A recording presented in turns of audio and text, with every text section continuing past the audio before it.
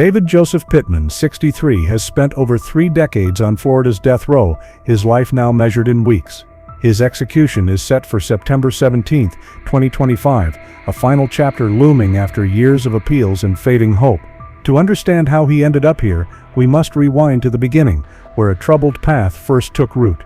Before we dive in, hit that subscribe button and turn on notifications for more gripping crime stories.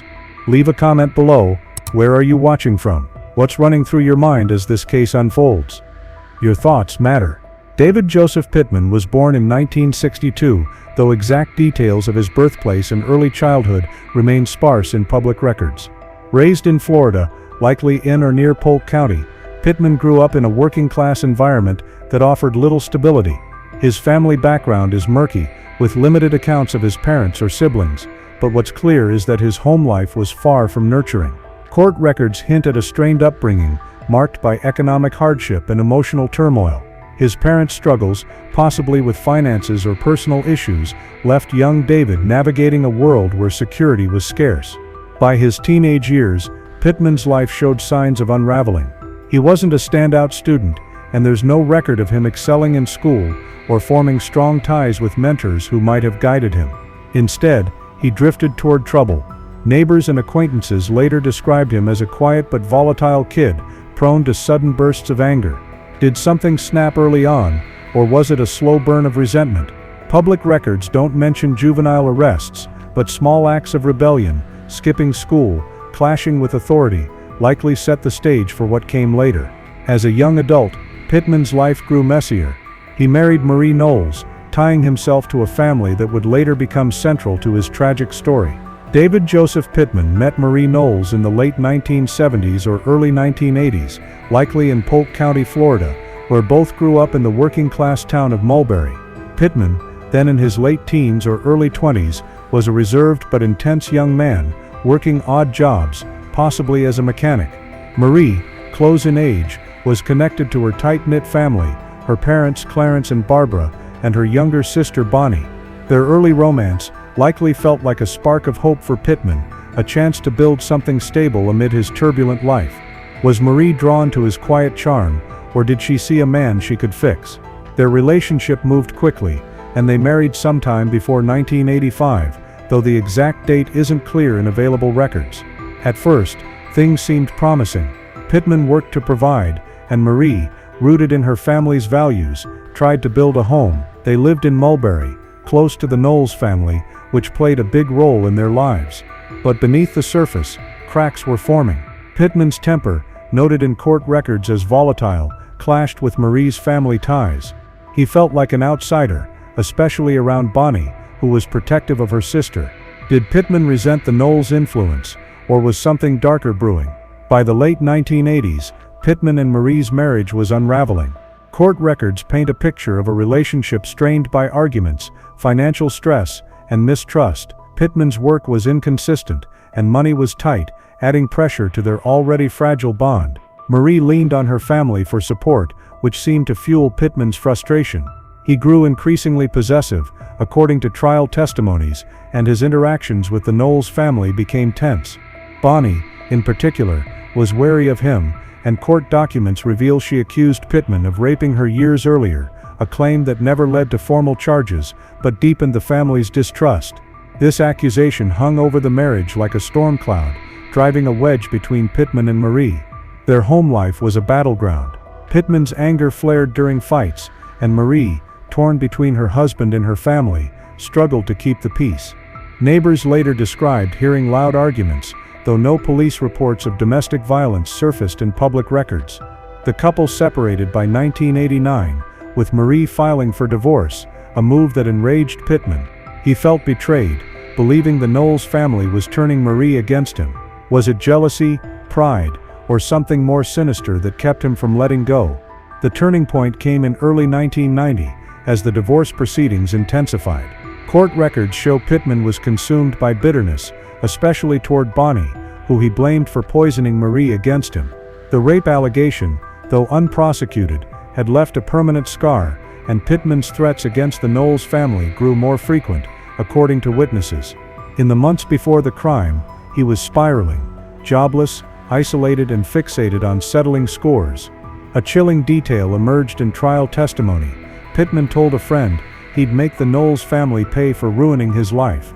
This wasn't just a failing marriage, it was a fuse burning toward catastrophe. In the early hours of May 15, 1990, a quiet night in Mulberry, Florida, turned into a scene of unimaginable horror. The timeline began around 3 a.m. when Pittman, then 28, arrived at the Knowles' modest home in Polk County. According to a jailhouse informant, Carl Hughes, Pittman later confessed he went there to confront Bonnie, then 20, about the family's role in his troubles. Bonnie, trusting or unaware of his intent, let him inside. What happened next was brutal. Pittman's conversation with Bonnie turned sour when she rejected his sexual advances. Enraged, he pulled a knife and stabbed her multiple times, her cries for help silenced by the blade. The savagery didn't stop there. Hearing the commotion, Barbara Knowles, in her late 50s, rushed toward her daughter's room. Pittman met her in the hallway, stabbing her repeatedly with the same ruthless force. Clarence Knowles, also in his late 50s, was in the living room, desperately reaching for the phone to call for help. Pittman caught him there, slashing and stabbing, until Clarence collapsed, blood pooling around him. The medical examiner noted Clarence endured both physical pain and the terror of knowing death was coming. The house, once a place of warmth, was now a slaughterhouse. How could one man unleash such cruelty? With the family dead, Pittman's actions grew even darker.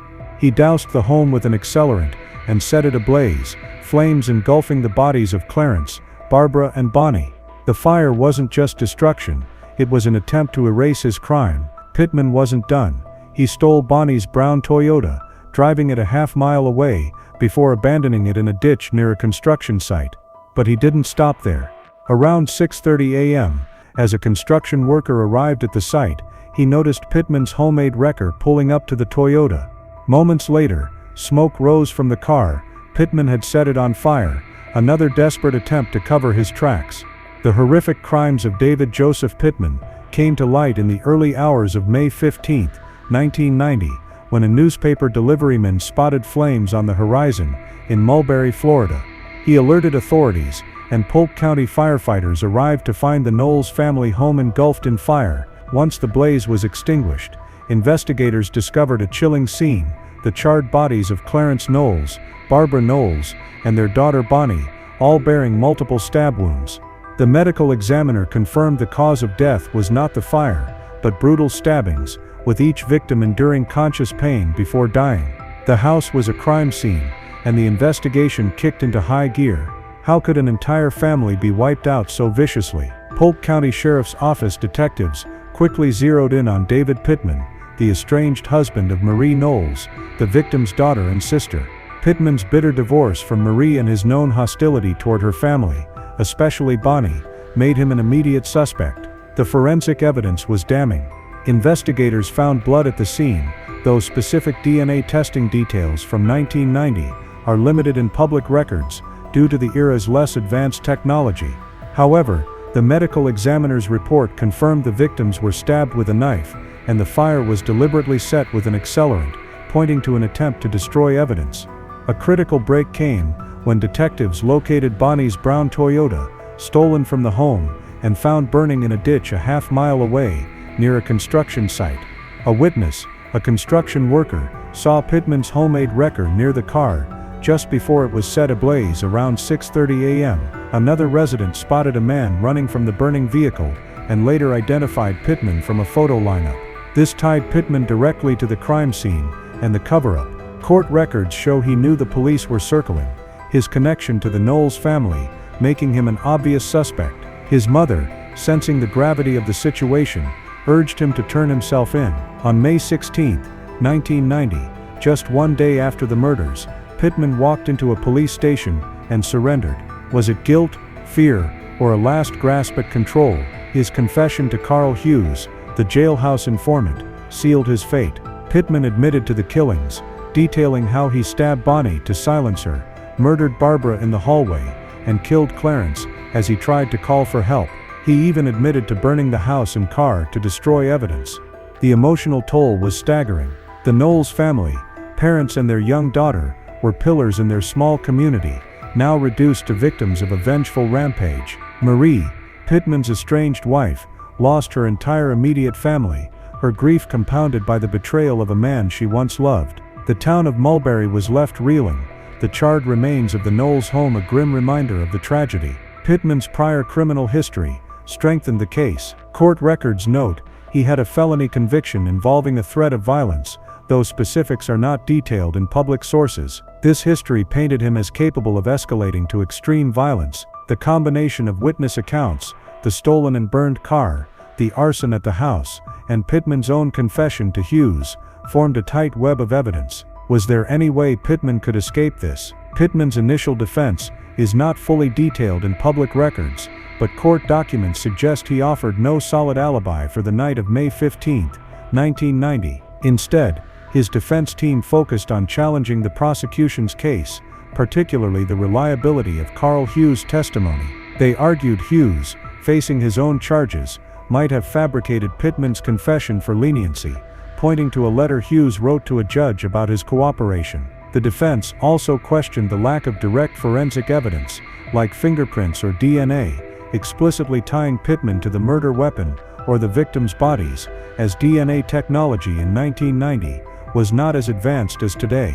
Could they poke enough holes to create doubt? The trial, held in April 1991 at the Polk County Courthouse, was a tense affair. The prosecution presented a compelling narrative.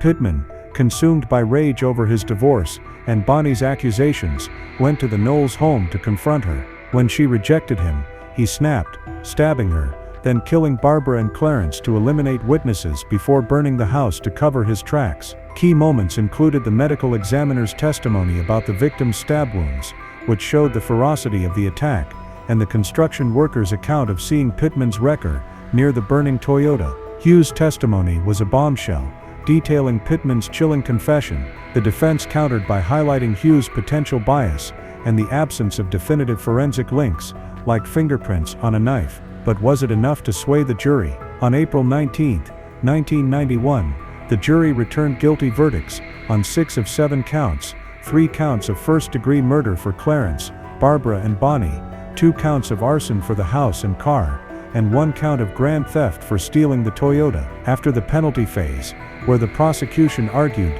statutory aggravators, like Pittman's prior violent felony and the heinous nature of the murders, the jury recommended death by a 9-3 vote. The judge agreed, sentencing Pittman to death for each murder, plus additional time for arson and theft. The Florida Supreme Court later affirmed the convictions and sentences in 1994. David Joseph Pittman has spent over 3 decades on Florida's death row, confined in the stark, isolating world of Florida State Prison, since his 1991 conviction for the brutal murders of Clarence, Barbara and Bonnie Knowles. At 63, his days are shaped by the rigid routine of death row, a place where time drags under the weight of confinement and the shadow of his impending execution. Housed in a small single cell, Pittman lives among roughly 266 to 278 death row inmates, as reported in 2025, in a high-security environment designed to control every aspect of life. The prison, located in Rayford, Florida, is a fortress of concrete and steel, where cells are equipped with basic furnishings, a bunk, a toilet, and a small desk.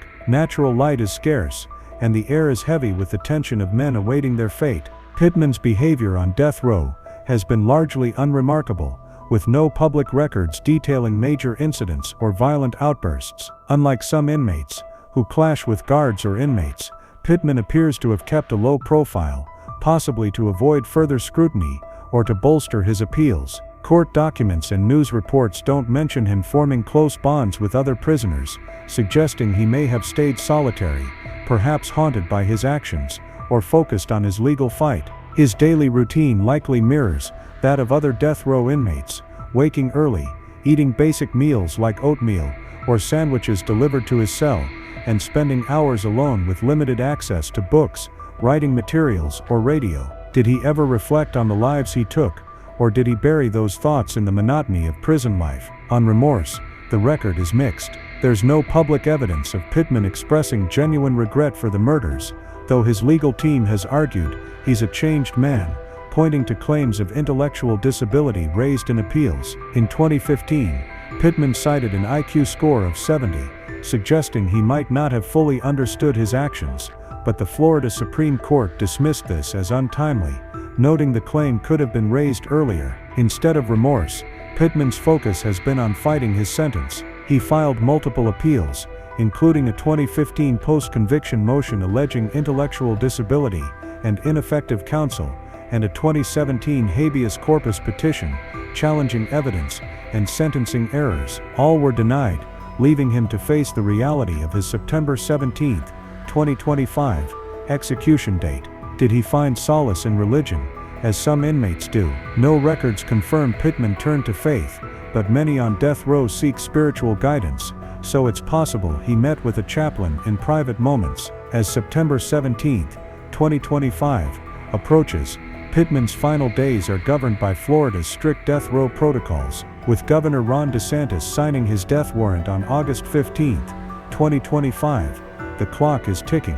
In these weeks, Pittman is likely moved to a death watch cell, closer to the execution chamber, where he's monitored 24/7. These cells are even more barren, stripped of personal items to prevent self-harm. He'll meet with his lawyers, who are preparing appeals to the Florida Supreme Court, and likely the U.S. Supreme Court, arguing issues like intellectual disability or trial errors. A pending appeal is already scheduled, but time is short. Will a court intervene, or is his fate sealed? Family visits, if permitted, would be emotional.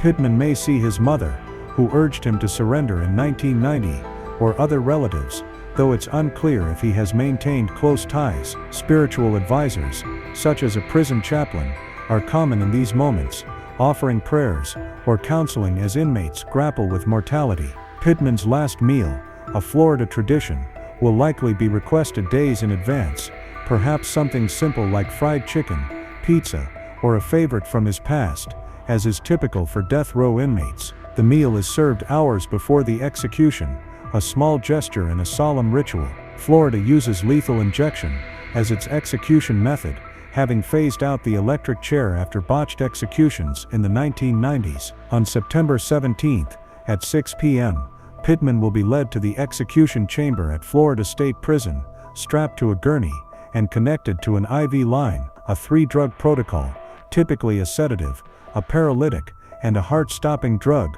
will be administered as witnesses, including the Knowles family members, like Marie, watch silently from a viewing room. The process is clinical, but heavy with emotion, the victim's pain still raw after 35 years. Pittman's final words, if he chooses to speak, will be recorded, offering a last glimpse into his mind. But with appeals pending, and Florida's record of 30 death row exonerations raising questions about the system's reliability, uncertainty lingers. Could a last-minute stay halt the process, or will justice, as the state sees it, be served? What do you think Pittman's final words might reveal about his heart, remorse, defiance, or something else entirely? Leave your thoughts in the comments.